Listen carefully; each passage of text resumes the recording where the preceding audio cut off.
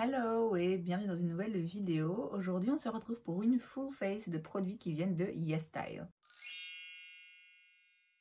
YesStyle, c'est un site coréen, si je ne me trompe pas, sur lequel on trouve beaucoup de produits du coup de K-beauty, mais pas que. Je crois qu'il y a aussi des vêtements, de la déco, enfin il y a un petit peu tout. J'avais passé une commande chez eux l'année passée au mois de mai, il me semble. Ça avait mis un petit temps à arriver, hein. Je pense que ça peut prendre quand même 3 semaines pour que ça arrive jusque chez nous. J'avais fait à l'époque une vidéo dans laquelle je testais quelques-uns de ces produits, mais pas tous, parce qu'il y en avait certains, notamment pour le teint, qui n'étaient pas de ma carnation de l'époque. Or là, mine de rien, à l'allure où on avance, je sens que je vais cligner des yeux, on va être en mai. De nouveau, j'aurai pris un petit peu de couleur, je serai un peu bronzée. Donc de nouveau, les produits teints seront trop clairs pour moi.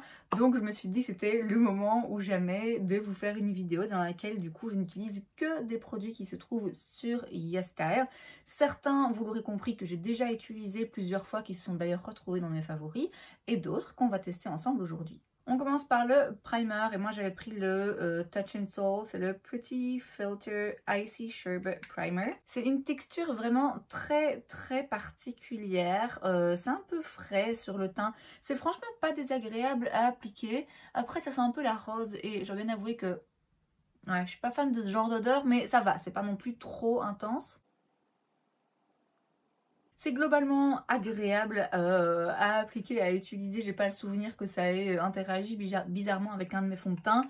Cela étant dit, ouais, j'ai pas non plus souvenir d'avoir remarqué une quelconque différence en l'utilisant. Pour le teint, j'ai la Perfect Cover BB Cream de chez Missha, dont j'ai entendu beaucoup parler sur la chaîne de Jessica Brown. Alors, c'est pas un fond de teint, c'est une bébé crème, mais je pense que la couvrance est quand même correcte.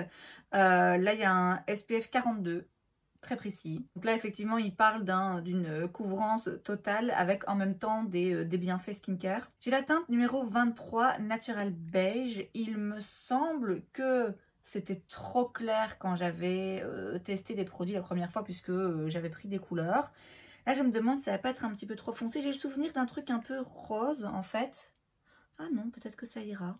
Bah non, en fait, ça a l'air pas mal. Ça fait un peu, ouais, ça tire quand même un peu sur le rose. Ça fait un peu... Je trouve que c'est le genre de teinte qui peut me donner un teint un peu gris, mais écoutez. J'en mets donc un peu sur le dos de ma main et j'utilise une éponge. C'est une éponge de chez Real Techniques parce que je n'ai plus de Beauty Blender. J'avais acheté une éponge hein, sur le site, je l'ai encore d'ailleurs, mais inutilisable. Déjà, elle est énorme et alors elle est hyper dure, vraiment pas agréable à utiliser. Faudrait que je la retire, à vrai dire, de ma collection parce que je ne me vois pas m'en resservir.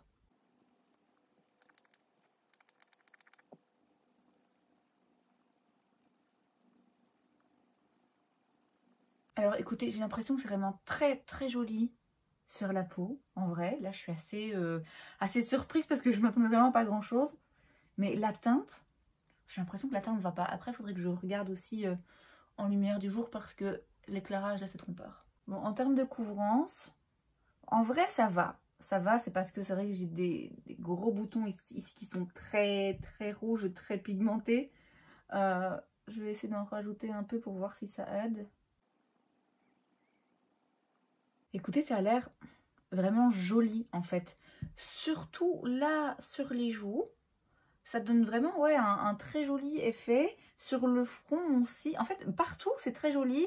C'est juste que voilà, moi j'ai des problèmes dans cette région qui ne sont pas couverts. Donc on n'est clairement pas sur une totale couvrance contrairement à ce qu'ils disent. Cela étant dit, pour une bébé crème qui se veut un petit peu plus légère sur la peau et avec des ingrédients skincare, c'est vrai que c'est pas mal. En anti-cerne, j'en ai deux. Les deux viennent de chez de Saem.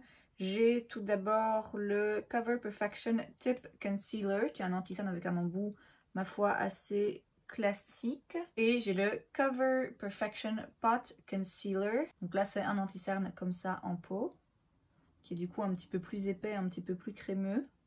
A priori, parfait pour aller camoufler des petits boutons. Donc c'est ce que je vais faire avec celui-ci. Donc celui-ci, a priori, j'ai dans la teinte 01. En tout cas, c'est le seul numéro que je vois, puisque tout est écrit en coréen. Et là, j'ai 1.5. Donc, je prends un petit pinceau. Et je vais aller essayer de camoufler tout ça.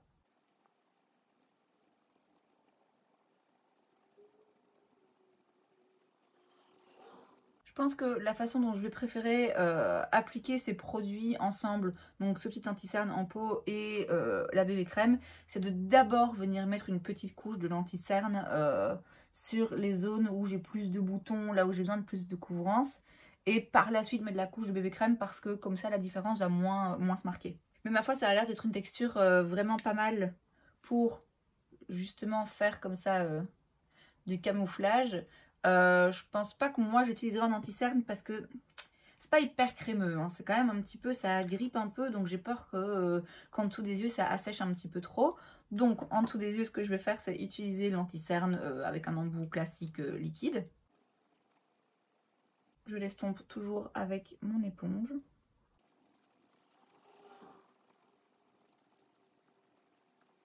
Ça a l'air pas mal, j'aurais peut-être dû faire un œil et laisser l'autre sans rien pour voir vraiment la différence, mais ouais, ça a l'air correct. Avec le reste, je vais juste passer vite fait sur mes paupières. Je dirais qu'on est sur une couvrance moyenne. C'est pas couvrance totale, encore une fois, où ça annule complètement votre dessous des yeux. Mais on voit quand même la différence. Ça a bien illuminé. Oui, pour le moment, pas complètement abasourdi, mais pas trop déçu non plus. Avant de poudrer, je vais utiliser un blush, je vais dire liquide, mais bon, pas vraiment, c'est un blush cushion. Donc, ça se présente comme ceci. Vous avez à l'intérieur une petite éponge, en fait, imbibée de blush. C'est la marque FMGT, c'est tout ce que je vois. Et c'est le Moisture Cushion Blush dans la teinte 03 Coral. Donc, je vais utiliser l'autre côté de mon éponge pour voir ce que ça donne. Je l'imbibe bien de produit. Alors c'est une très jolie teinte. Ça a l'air un petit peu dewy, très naturel. J'ai l'impression que ça va déplacer un petit peu quand même ce qui est en dessous. J'ai l'impression que c'est... Alors c'est très joli, mais d'après moi ça va pas tenir. C'est plutôt le genre de blush qui est très joli sur peau nue. Vous voyez, vous mettez juste un petit peu de blush comme ça. C'est pas mon genre de make-up a priori. Après, il est joli. Il faudrait que je le teste aussi par-dessus un autre fond de teint. Parce que là, comme je vous ai dit, c'est pas non plus une base de teint hyper haute couvrance. Donc, c'est difficile de voir si vraiment ça m'a retiré du produit ou si c'est juste que déjà de base, il n'y avait pas des masses de couvrance à cet endroit-là. C'est joli. L'effet est très joli. C'est pas hyper uniforme quand même, j'ai l'impression. Mais encore une fois, c'est peut-être dû au fond de teint, la bébé crème qui est pas hyper couvrante en dessous. Ouais, j'ai pas pensé, j'aurais pu utiliser cette espèce de petite éponge ou pète éponge qu'ils mettent avec. Mais écoutez. Je vais maintenant passer à la poudre. Il s'agit de la Buckwheat Loose Powder de chez Skin Food. Que j'ai déjà utilisé, que j'avais bien aimé mais sans plus. Alors ce qui est assez marrant, c'est que elle a le même genre d'odeur que la poudre que j'adore de chez Givenchy. Une odeur que j'avais décrit la première fois en disant un peu une odeur de personne d'un certain âge. Je sais pas comment le dire sans paraître dédaigneuse. Et en même temps, il n'y a rien de mal à avoir un certain âge. Mais je pense que vous voyez ce que je veux dire. Ça sent un peu la femme d'âge mûr, quoi. Donc je vais d'abord aller replacer mon anti-cerne. M'assurer de ne pas fixer des plis. Prends une petite houppette.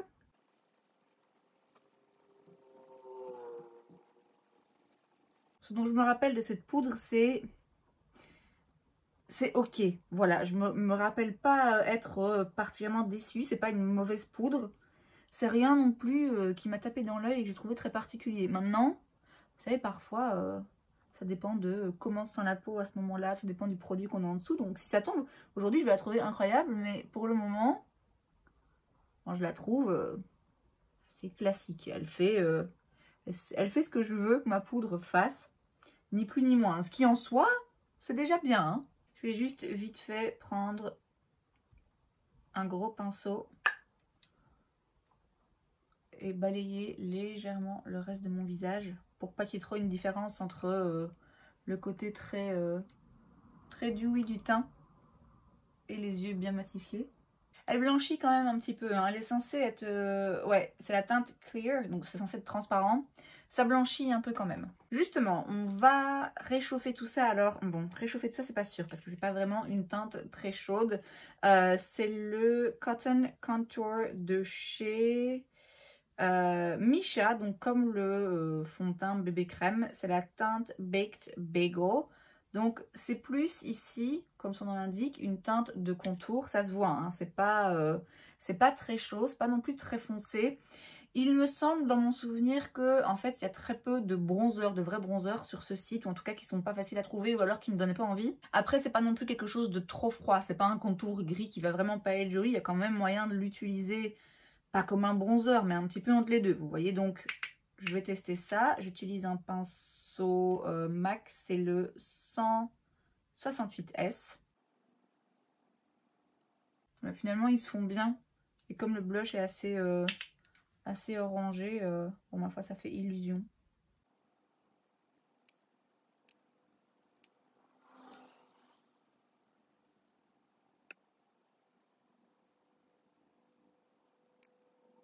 Ouais, écoutez, ça a l'air pas mal, ça a l'air vraiment très bien pour les peaux très très claires, parce que du coup on peut vraiment y aller sans prendre trop de risques. Donc à voir, à continuer de toute façon de tester, hein, et de réessayer comme tous les autres produits que j'utilise aujourd'hui pour la première fois. Je continuerai à les tester en combinaison avec d'autres produits, en utilisant d'autres pinceaux, etc.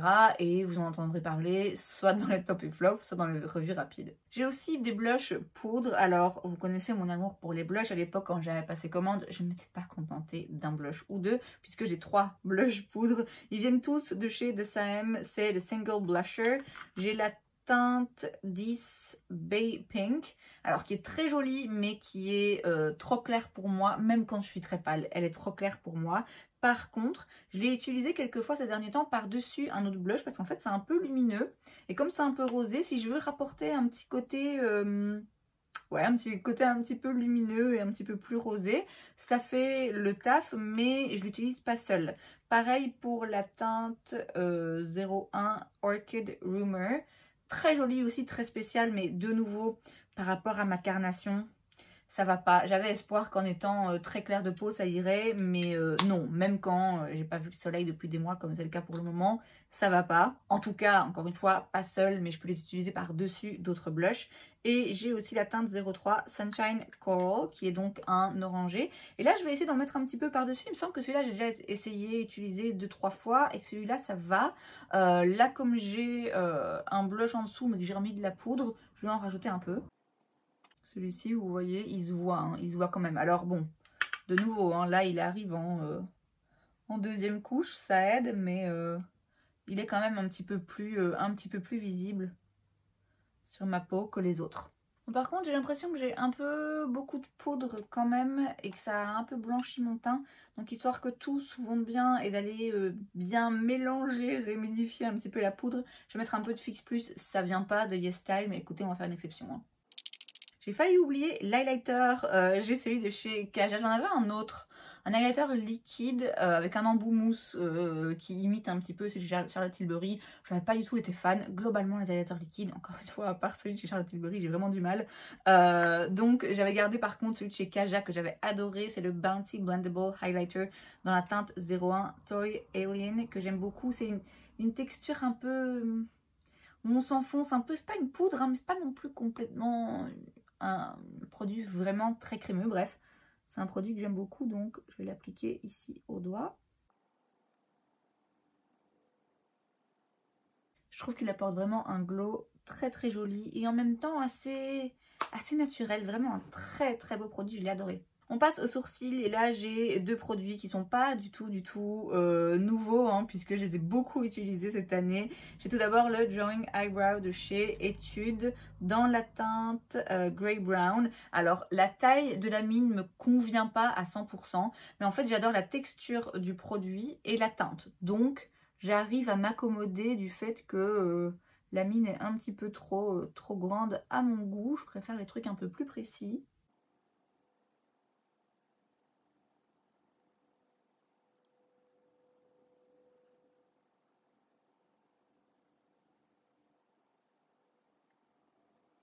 Et pour le gel à sourcils, ça fait partie de mes favoris de l'année. C'est le Shaper Pomade Eyebrow Fixer en transparent, donc dans la teinte clear, de chez Unleashia.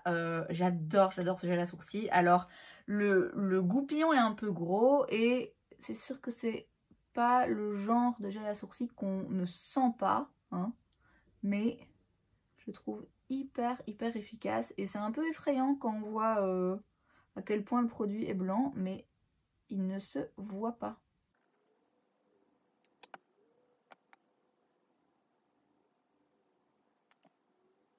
Pour les yeux maintenant, on va commencer avec un produit que j'avais pas encore testé parce que quand j'avais fait cette vidéo, j'avais la flemme de me faire un trait de liner. C'est donc un liner liquide, c'est le Ink Thin Brush Liner de chez Peripera. C'est un liner avec un embout pinceau. J'ai peur qu'il ait un peu séché depuis. Non, ça va, faut juste le temps qu'il se réveille un petit peu. Donc je vais me concentrer, je vais pas parler en même temps et je vais tenter un petit trait de liner.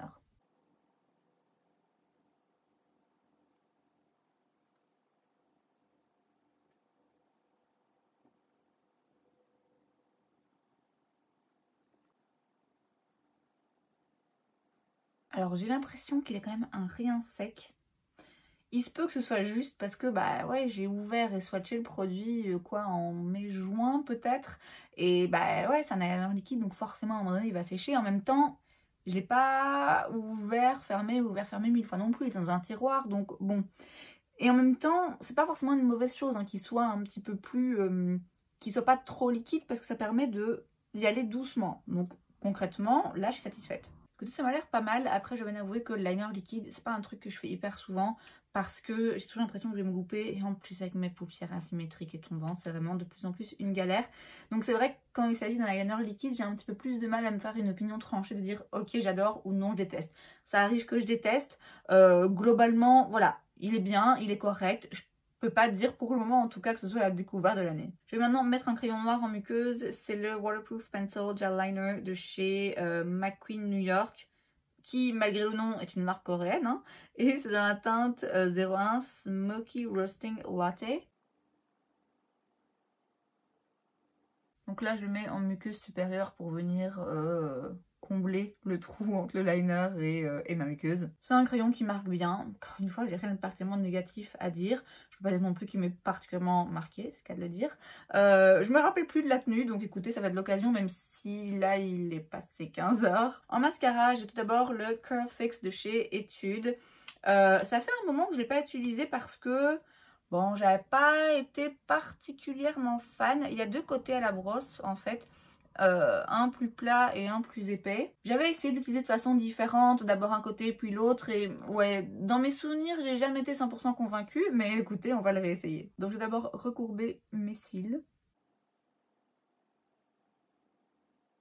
Et j'applique le mascara. Je vais prendre le côté plus fin sur mes cils pour commencer.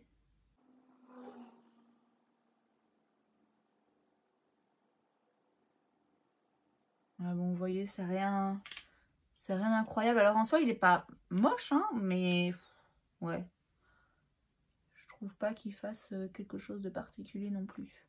On est définitivement plus sur un effet naturel. C'est un mascara que je vais mettre plutôt quand je me maquille presque pas et je veux juste un petit quelque chose sur mes cils pour ouvrir et accentuer mon regard. Cela étant dit, même s'il est très naturel et un petit peu trop du coup à mon goût, je vous dis, il est joli sur les cils et surtout il est très agréable à appliquer. On fait pas trop de saleté partout et sa brosse en fait est très agréable à appliquer, je trouve. C'est son avantage. Autre mascara chez The Sam maintenant, c'est le 3D Slim Mascara qui est donc un mascara tout petit comme ça. Très pratique pour mettre sur les cils du bas. Je vais être honnête avec vous, j'y pense jamais. Je pense absolument jamais à prendre ce petit mascara différent de celui que je mets n'importe quel jour pour venir faire les cils du bas. Mais écoutez, c'est ce qu'on va faire aujourd'hui.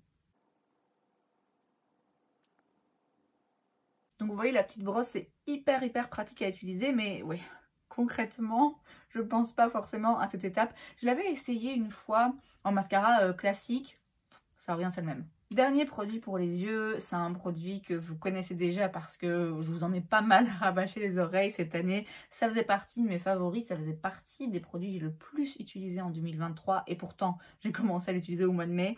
C'est la petite palette de chez Unleashia, c'est la Glitterpedia dans la teinte dans l'harmonie numéro 1, All of Glitter. Et donc comme son nom l'indique, ce ne sont que des paillettes. Elle est splendide. Donc il n'y a que des paillettes, mais vous avez des versions de paillettes un petit peu différentes. Vous en avez qui sont un petit peu plus épaisses où on les sent, hein. C'est vraiment de la vraie paillette, mais dans un gel, donc vous n'avez pas trop de chute. Vous avez des paillettes plutôt topper qui sont très légères, très discrètes. Vous avez cette teinte qui est un petit peu duochrome, parce que là elle ressort rose, mais en fait moi là je la vois orangée. Donc vraiment une très très belle palette. À chaque fois que je l'ouvre, à chaque fois que j'utilise, je me dis je sais même pas lequel utiliser tellement c'est beau. Et écoutez, aujourd'hui je pense que je vais aller dans les vraies paillettes qui sont juste là.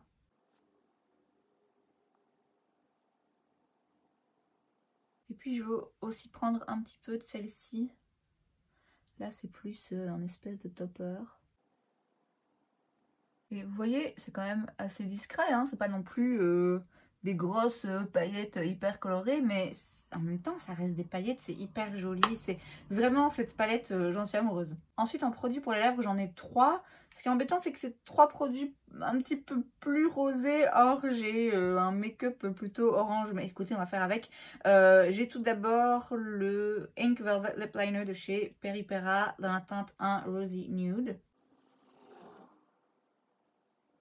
Après ça va, hein, ça reste nude, c'est pas non plus un truc trop froid.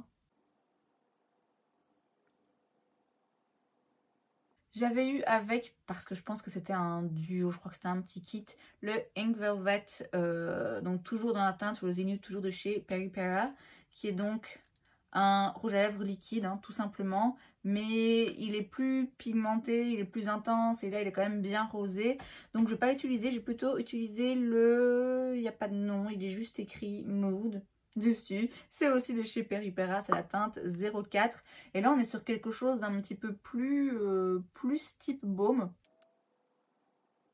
Il est très agréable à porter du coup parce qu'il n'est pas trop pigmenté, il s'estompe bien dans les lèvres, il s'estompe bien en cours de journée, il est, ouais, il est agréable quoi, c'est un rouge à lèvres un petit peu baume. C'est la couleur en fait, c'est la couleur je pense qui fait que j'y pense un petit peu moins. En l'occurrence aujourd'hui je trouve que ça clash un petit peu avec le reste du make-up, mais bon ça va, c'est moins intense déjà que le rouge à lèvres liquide. Voilà donc pour le make-up terminé, on va faire un petit récap très rapidement des produits vraiment que j'adore. Ça va pas être une surprise parce que voilà, ils se sont retrouvés hein, dans mes favoris tout au long de l'année dernière. La petite palette de paillettes Unleashia, je vais pas revenir dessus 1000 fois, j'adore cette palette. L'highlighter de chez Kaja, je trouve qu'il a une texture vraiment intéressante qui lui donne un fini vraiment très très joli. Les produits pour sourcils, alors le crayon à sourcils, je vous dis, c'est pas mon embout préféré, mais la teinte et la texture sont juste parfaites et c'est assez rare à trouver. Et puis le gel à sourcils de chez Unleashia, encore une fois, que j'aime beaucoup. Il n'y a pas vraiment de produit que j'ai testé, à part l'highlighter que j'avais d'ailleurs retiré, l'highlighter liquide que j'avais retiré dans ma collection, dans mon dernier petit décloteur. Il n'y a pas de produit que j'ai testé où vraiment je me dis non, j'aime pas du tout, ça fonctionne vraiment pas pour moi. Il y en a que je trouve sympas sans plus, il y en a qui sont pas forcément mes préférés, je pense au mascara ou à la poudre, voilà, c'est un petit peu passe-partout, mais j'ai rien testé où vraiment je me disais non, non, c'est absolument horrible. Et alors par rapport aux produits que j'ai testés aujourd'hui pour la première fois, je suis vraiment très curieuse par rapport à ce produit teint parce que j'ai vraiment l'impression que c'est pas mal, que c'est très joli sur le teint. C'est définitivement pas un truc hyper couvrant, mais j'ai pas forcément besoin ni envie d'avoir un truc hyper couvrant tous les jours non plus.